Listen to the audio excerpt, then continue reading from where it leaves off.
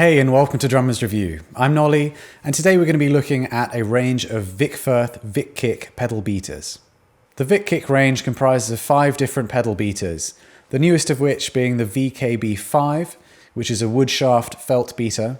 We've also got 2 spherical beaters, one made out of wood, one which is felt covered, as well as a large fleece covered beater for those that want to play softer styles.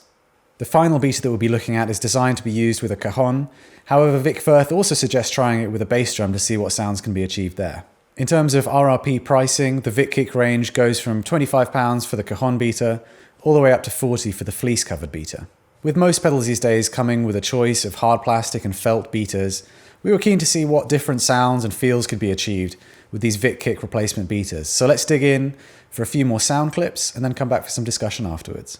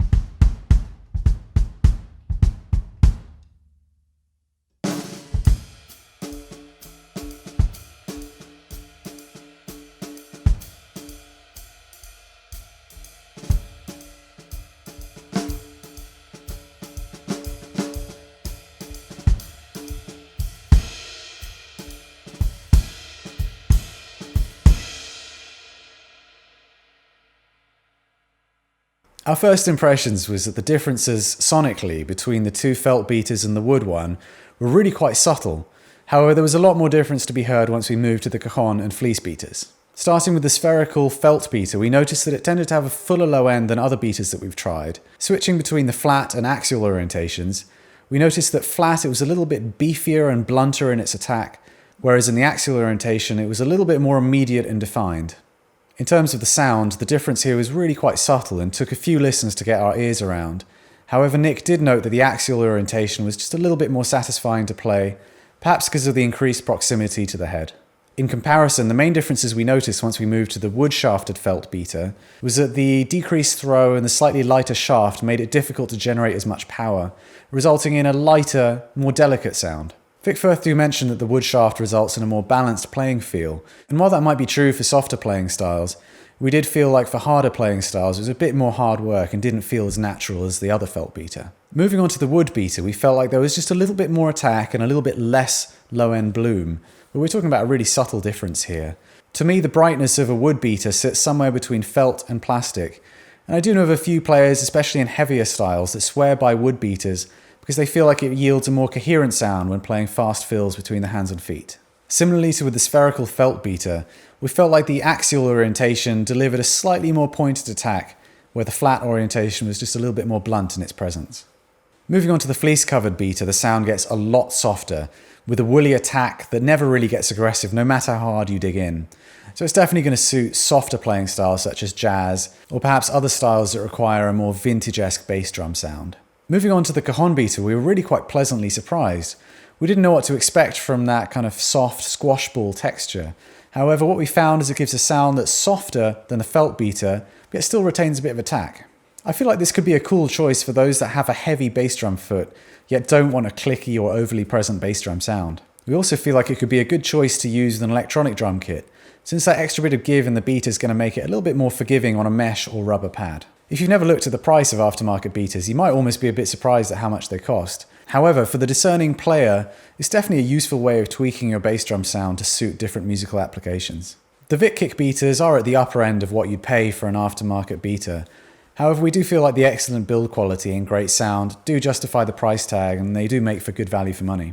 We found it hard to pick a favourite out of the 5, so we'd love to know what you think. Do leave us a comment, don't forget to subscribe and follow us on social media, and I'll see you next time at Drummers Review.